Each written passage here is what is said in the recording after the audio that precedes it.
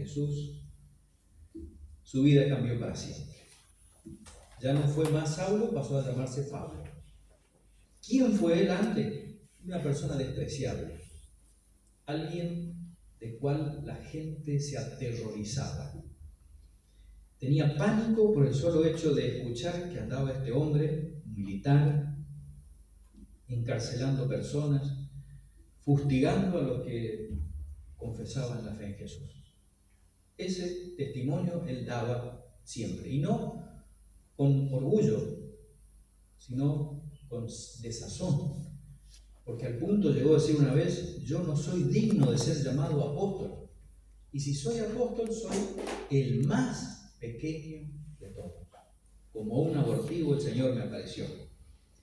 Bien, pero entonces vemos que era una persona que en el mundo tenía cierto desarrollo, que tenía ciertas actividades, era una persona que ya ocupaba un espacio en la política, en la religión, en la sociedad. Era alguien destacado, porque muchos ancianos se apoyaban en él para hacer maldad sobre los creyentes. Ahora vamos a ver un detalle, porque este es una persona anciana, grande, ¿verdad? Que en el libro de Juan, también nosotros ves, bueno, era un hombre. En el capítulo 9 de Juan,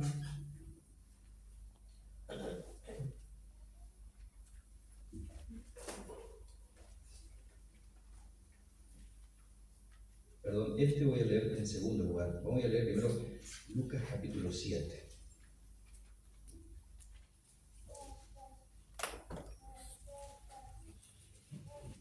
Dice, es una historia que está narrada en los evangelios.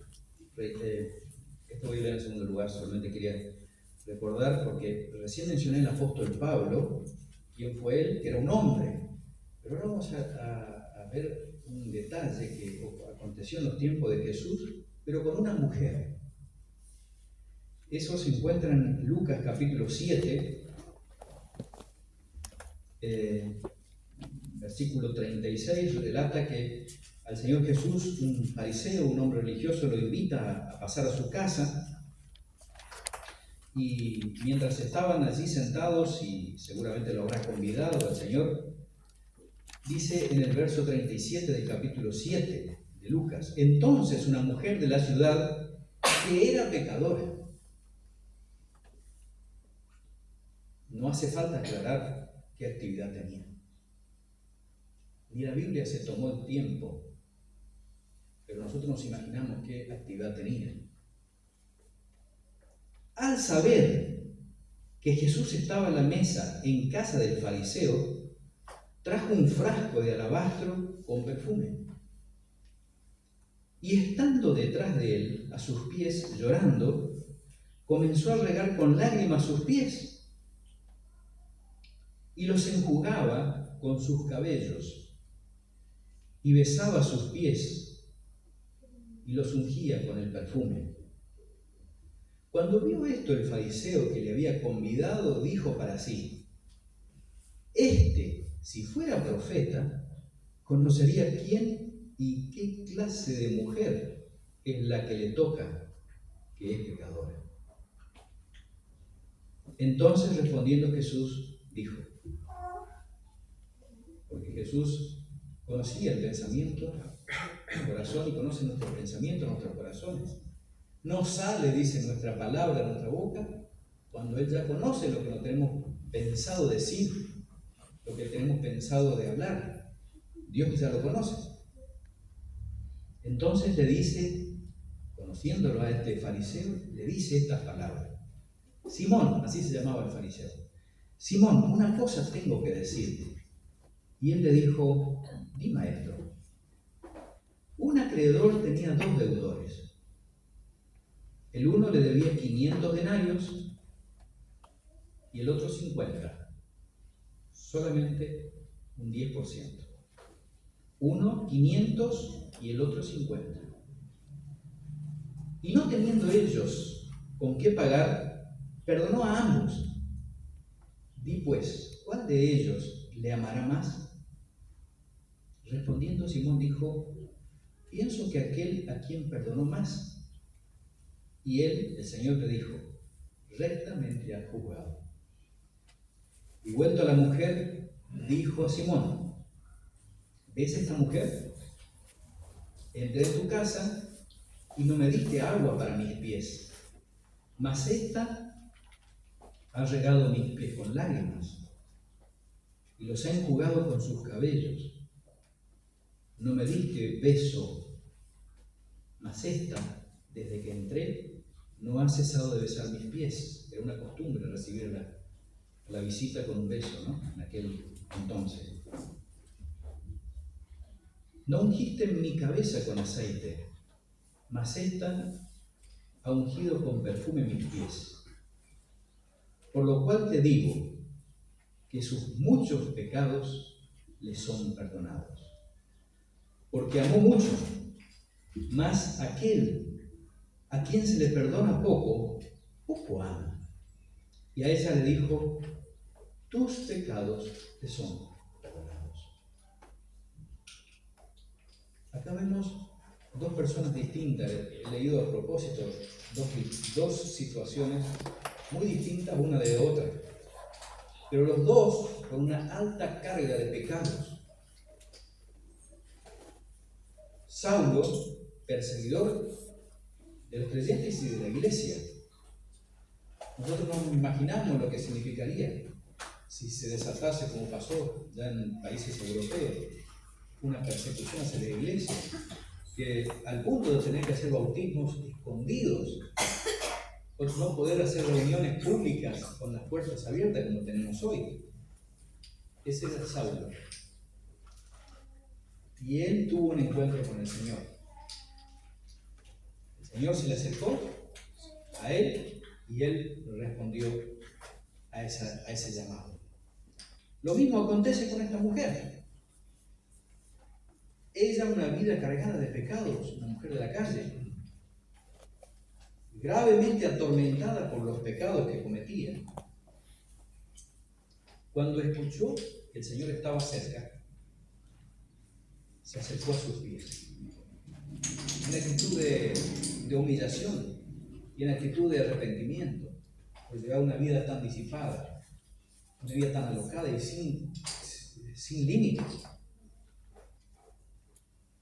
Y a veces, nosotros justamente a veces hacemos énfasis y no, vemos porque acá hay una promesa de parte de Dios desde antes de los tiempos, desde antes que Jesús pisase la tierra, donde Él ya decía que aquel Salvador que Él enviaría a la tierra haría que las personas que se arrepintiesen de sus pecados y reconociesen su alejamiento de Dios, dice, si sus pecados fueren rojos como la grana o como el carmesí, que es un rojo intenso, es decir, que las personas que se acercaren a Cristo Jesús no tendrían impedimento por los pecados cometidos.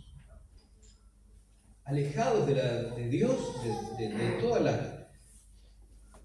toda la misericordia de Dios, el hombre vive bajo la influencia de su enemigo, que es Satanás. Y prometió que si alguien, como esta mujer, que al acercarse al Señor Jesús, se arrepintiera de sus pecados serían blanqueados. Es decir, para Dios no se contarían más. Porque lamentablemente en el cielo se están agendando, querramos o no querramos, creamos o no lo creamos, se van agendando nuestros pecados, nuestras maldades, nuestros malos pensamientos, nuestras malas intenciones, nuestros malos gestos, nuestra falta de aprecio y nuestro odio, todo se va agendando. Por eso Jesús dijo, el Dios decía que algunos llegan a tal nivel de pecado que se ponen rojo intenso. Para figurarnos cuánta gente vive perdida, alejada de Dios en esa condición. Cargados de pecado como esta mujer, o como el apóstol Pablo, o Saulo, perdón, que se llamó así antes de ser creyente, que llegó a tal punto su intensidad, de tal manera, que blasfemaba contra Dios, contra la iglesia, contra los creyentes, contra Jesús, y aún todavía tenía la capacidad de encarcelar, incluso algunos los llevó a la muerte. Él mismo reconoció: los obligué a blasfemar a otros, yo obligaba. ¿Qué tortura habrá cometido ese hombre? ¿Qué vejación hacia las personas? Pero resulta que el Señor se le acercó también a él. No solo a esa mujer, sino también al apóstol Pablo. Y sabe que las iglesias se nutren de las cartas que han quedado agendadas por él. Y él dice que no importa lo que tenga que pasar aquí en la vida, sean cosas agradables, desagradables, la soledad no le interesaba, porque yo sé que el Señor me tiene guardado un depósito. Le tenía agendado él que estaba limpia su historial, estaba limpio su pasado, y ya no había nada que el Señor pudiera reclamarle a él. Ahora era instrumento en sus manos. Pero él tenía que dejar sentado quién fue Saulo antes de convertirse. Luego, en Hechos de los Apóstoles, ya cuando Saulo está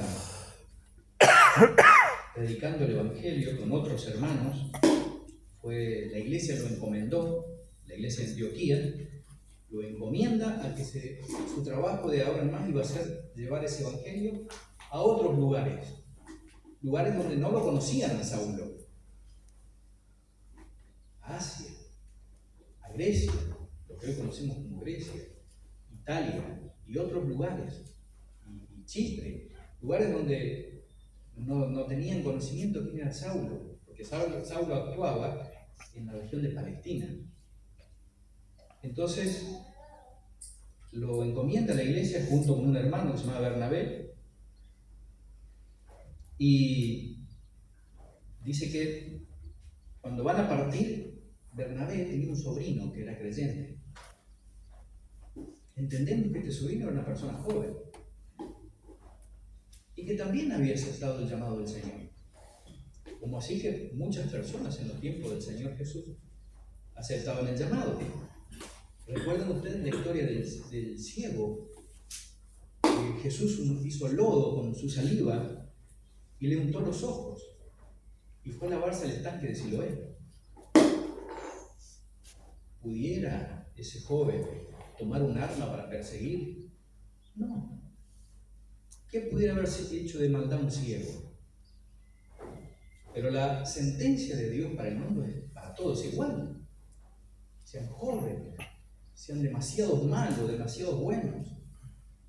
Es para todos igual. Hay una sentencia que Dios consideró a todos por igual pecadores. Y este joven dice que al encontrarse con Jesús, le unta los ojos y le ve a lavarte el estanque de Siloé, obedece. Y se lava y recobra la vista. ¿Y por qué entendemos que era un joven? Porque cuando no podían creer que un hombre nació ciego y de pronto veía.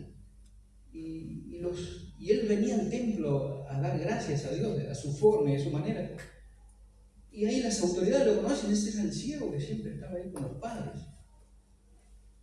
Y lo consultan a los padres, qué había pasado con él. Porque él decía que una persona lo había tocado y se sanó. Esas personas de Jesús él no conocía porque no lo veía, ni supo quién fue, hasta que Jesús tuvo con él mismo, después un trato aparte. Pero entendemos que era un joven porque los autoridades lo llaman a los padres. ¿Qué pasó con el hijo de ustedes? ¿Antes no era ciego? Sí, él nació ciego, decían los padres. Por eso entendemos que era un joven, Jesús también. como este joven. Y aquí, en este relato que se encuentra en Hechos de los Apóstoles, está en el capítulo 15, verso 37, Bernabé y Pablo encomendados a ir a predicar el Evangelio a otras regiones. Y Bernabé quiere llevar a ese sobrino, un joven, quiere llevarlo con él. Y dice en el verso, quería que llevasen consigo a Juan, el que tenía por sobrenombre Marcos. Pero a Pablo no le parecía bien llevar consigo al que se había apartado de ellos desde Panfilia, y no había ido con ellos a la obra. Y hubo tal desacuerdo entre ellos que se separaron el uno del otro. Bernabé, tomando a Marcos, navegó a Chipre, y Pablo, escogiendo a Silas, salió encomendado por los hermanos a la gracia del Señor, y pasó por Siria, por Cilicia, confirmando a las iglesias. La tarea y el ministerio de ellos, esta era la segunda oportunidad que salían de viaje, ya se habían formado iglesias mientras ellos predicaban el Evangelio, y era solamente ir a visitar a los hermanos. Para esa tarea le comentaron los hermanos de la iglesia. Y dice que este joven, Pablo, se opuso a que vaya con ellos, porque en la primera ocasión cuando salen a predicar el Evangelio dice que obviamente llevar el Evangelio no era gratis, corrían el riesgo de su vida, había oposición, gente que se les resistía, pero de forma abierta batallaban contra estos evangelistas. Y Juan, el sobrino de Bernabé, dice que en esa ocasión se volvió a su casa, atemorizado por las circunstancias que le tocaba vivir, la escasez seguramente, no siempre habrán tenido para comer. Muchas veces el apóstol Pablo recordaba estas cosas. Y Juan dice que se vuelve a su casa, lo deja solo a su tío, a Bernabé y a Pablo, y eso no le cayó bien a Pablo. Pablo siguió predicando el Evangelio, por más que había oposición, todos ellos seguían. Y después dice que no quiso que este muchacho, que habrá sido muy joven por ese entonces, o tenía cierta juventud, y que había como cavilado en su corazón, se sintió amedrentado y se volvió a su casa, a la seguridad de su hogar. Tenemos otro joven, y lo vamos a ver allí en 2 de Timoteo, capítulo 1. Es decir, el Señor llamó a muchas personas.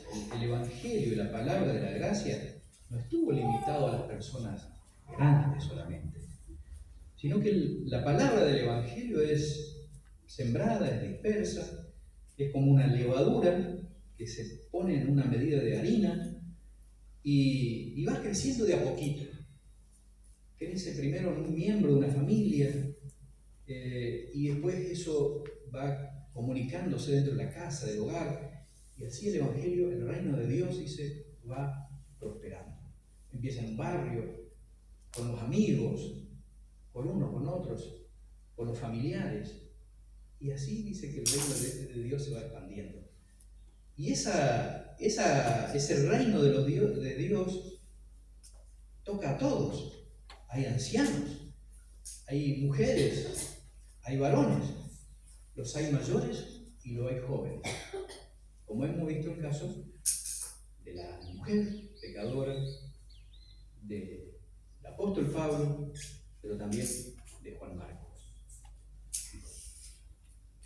En la carta de Timoteo, en el capítulo 1, dice, por lo cual, versículo 3, doy gracias a Dios, al cual sirvo desde mis mayores con limpia conciencia, de que sin cesar me acuerdo de ti en mis oraciones, noche y día, deseando verte al acordarme de tus lágrimas, para llenarme de gozo, trayendo a la memoria la fe no fingida que hay en ti, la cual habitó primero en tu abuela Loída y en tu madre Eunice, y estoy seguro que en ti también. Ahora vemos en ya Juan y ahora Timoteo. No tenían la magnitud de los pecados que tenían los demás que hemos mencionado anteriormente. Creció el Evangelio en la casa de Timoteo, ahí donde estaban la abuela y la mamá. Y tal vez ellas solamente se convirtieron al Señor. Ni su abuelo, ni sus padres. Pero eso no fue un impedimento para Timoteo accediese a la gracia. Bueno, si el abuelo no quería ser creyente, bueno, Dios no obliga a nadie. Pero aún así Timoteo pasó por alto eso. Porque no se puede ser discípulo del Señor poniendo prioridades primero en la vida de uno. Eso le pasó al Señor. Una vez uno le dice, Señor, te seguiré donde quieras que vayas. Y él le dice, deja todo y sígueme. Y él, no, pero primero, verás que mi papá muera primero, le dice algo así, ¿no? Y el Señor le dijo, ninguno hay que poniendo su mano en el arado y mira para atrás, es apto para el reino de los cielos. Bueno, Timoteo justamente fue apto para el reino de los cielos porque no tuvo en cuenta ni su abuelo ni su papá. Solamente escuchó la palabra del Evangelio que le dijeron la abuela y la mamá. Y él decidió por Cristo. Y era un joven, muy jovencito.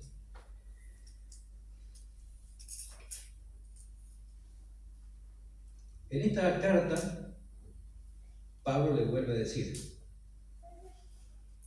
que también todos los que quieren vivir, esto es una carta de estímulo y de aliento, porque muy probablemente Timoteo haya estado pasando la misma circunstancia que Juan Marcos o Juan el sobrino de Bernabé. Y Pablo vio lo que le pasó a Juan Marcos. Sus dudas, su cierta cobardía, su falta de motivación hayan pegado en la vida de Timoteo, porque él no fue lo mismo que Pablo. Él no tuvo la vida de Pablo. A Pablo nadie le podía, por más que le cortaran la cabeza, nadie le iba a hacer cambiar de opinión, porque él sabía de dónde venía y sabía la misión de él. Pero Timoteo viene de una casa de creyentes. Y ahora él está también colaborando con el apóstol Pablo, los dos en la misma tarea, en las mismas actividades, propagando el Evangelio y colaborando con la edificación de las iglesias. Pero claro, como a todos los jóvenes, le habrá pasado que se habrá como amedrentado en algún momento, se habrá desanimado. Y él le escribe esta carta de estímulo. Y le dice, y también todos los que quieren vivir piadosamente en Cristo Jesús padecerán persecución. Tal vez haya sido ese el motivo por el que Timoteo no haya tenido ánimo de continuar con la tarea que estaba haciendo. Amenazas, amedrentamiento, cierta persecución, contradicciones. Se habrá encontrado Timoteo. El apóstol Pablo lo asumía de manera natural. Eso es lo que el Señor me puso en mí y avanzaba. Pero Timoteo, él escuchó las cosas que estaba enseñando, escuchó del apóstol Pablo. Mas los malos hombres y los engañadores irán de mal en peor, engañando y siendo engañados. Y le dice, pero persiste tú en lo que has aprendido y te persuadiste. Acá está la clave, si podemos hacer así, de lo que tiene que ocurrir en la vida de un joven. Una persona que no tuvo la vida del apóstol Pablo. De una persona que no tuvo la vida de esa mujer, de la cual el Señor fue a ungirle los pies con perfumes. De la cual con las lágrimas le lavaba los pies al Señor. Imagínense lo que habrá la carga de pecado de ella. Pero muchos jóvenes que son de familias creyentes como Timoteo van a pasar por circunstancias como esta. Les va a pasar y les va a acontecer, nos ha pasado a todos. Dice, pero tú persiste en lo que aprendiste y te persuadiste.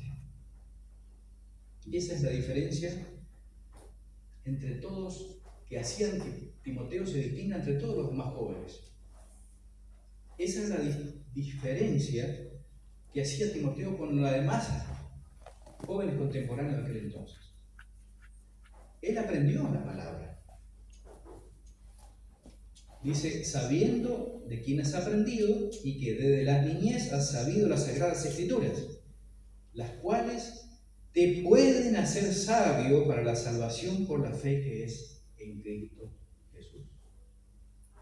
Estaba muy correcto la enseñanza que él recibió de su abuela, de su mamá, de niño, en su casa. Pero necesitamos esta otra parte, la persuasión.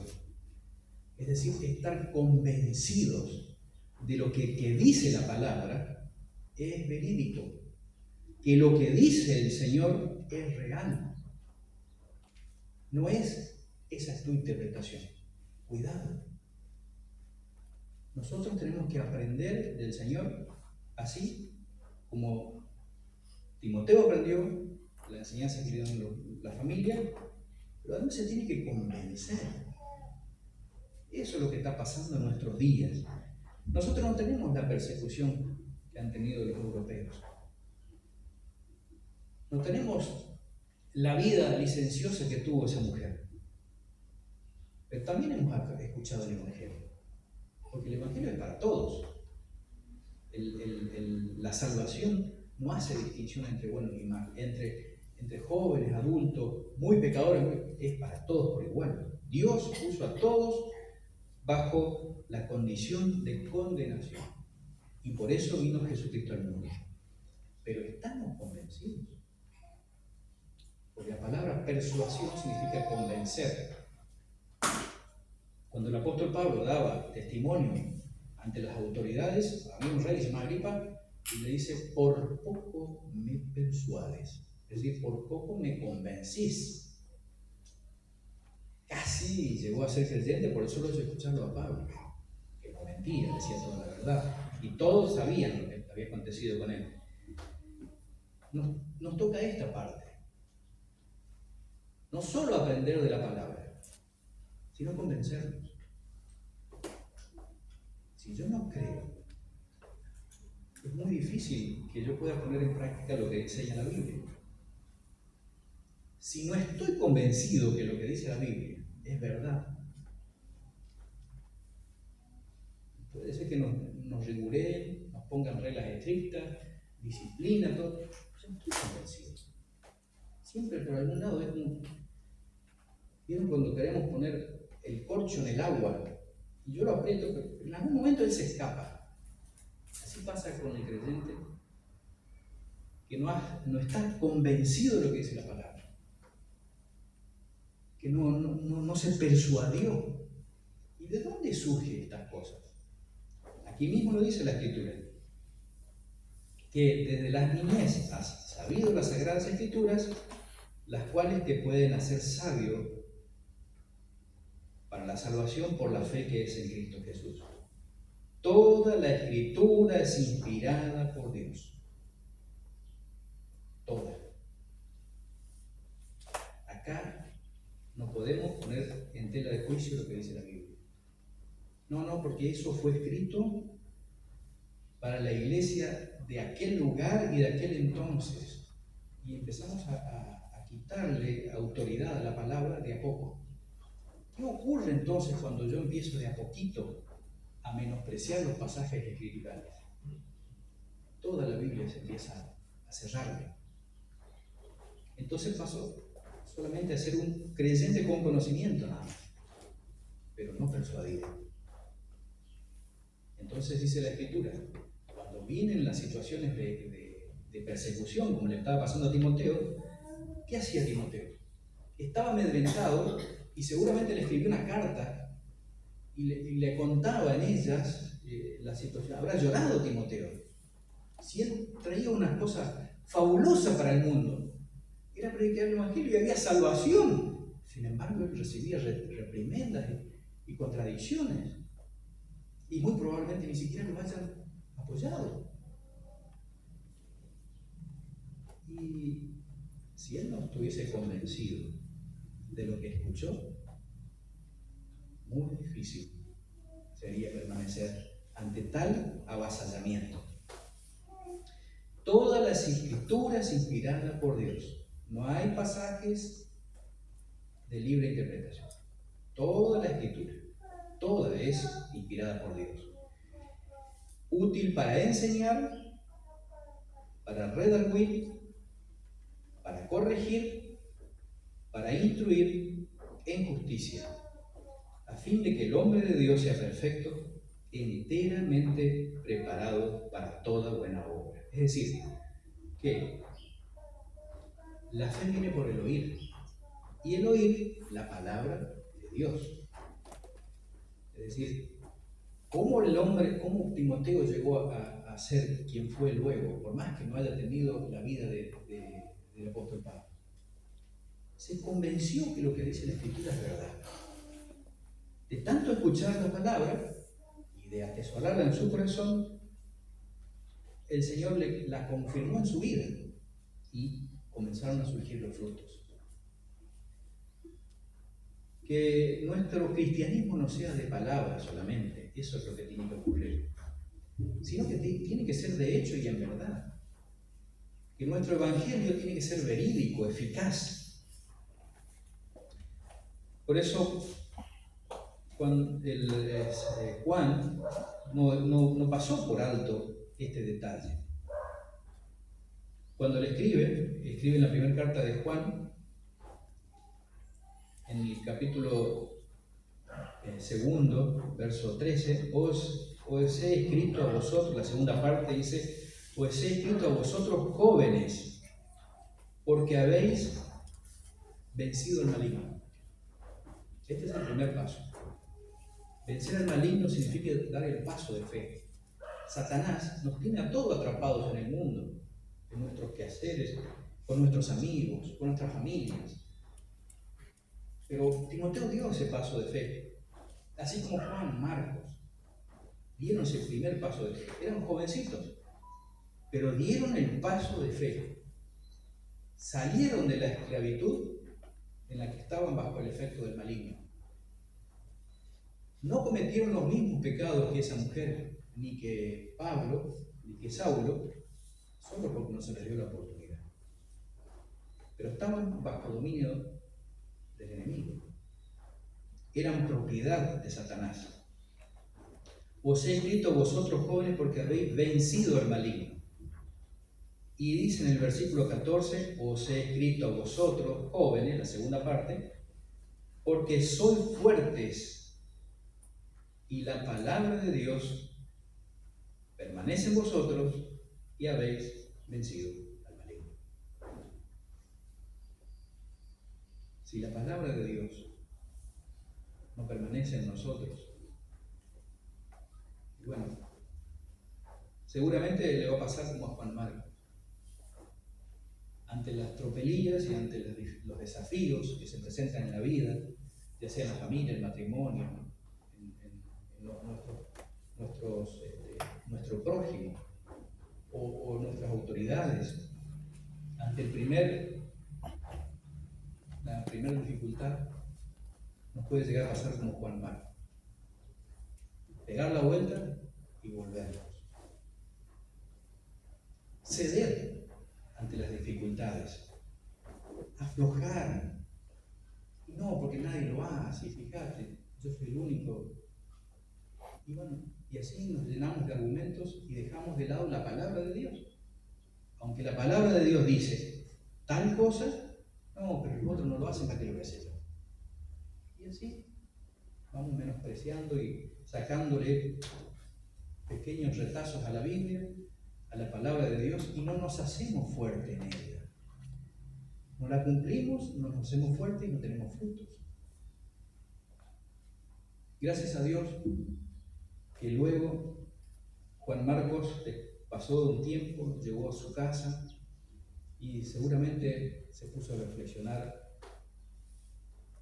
acerca de lo que había acontecido con él, con su tío, con el apóstol Pablo. Y después de un tiempo probablemente se envalentonó, venció al maligno, afirmó sus pies en la gracia y en la palabra y volvió otra vez al ruedo, como decimos nosotros, ¿no? Porque en una de sus cartas, más adelante, el apóstol Pablo reconoce que Juan Marcos le era de ayuda.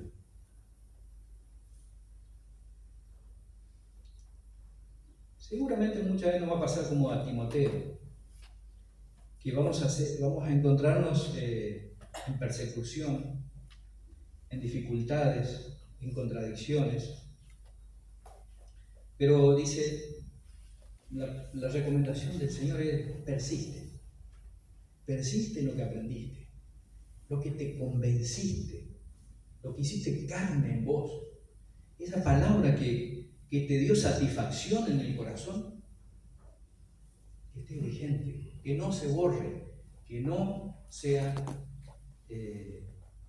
como disuelta en nuestra vida. Que seguramente es el paso que todos debemos dar para permanecer en la gracia, para que nos ayude en la salvación. A veces es necesario recordar que la conversión de las personas no es solamente para los viejos, es para todos. La salvación vino para todos, para los jovencitos, para los padres, las madres, para los ancianos, los abuelos. La salvación vino para todos y todos nosotros necesitamos tener ese encuentro con el Señor Jesús. Dios bendiga su palabra. Amén.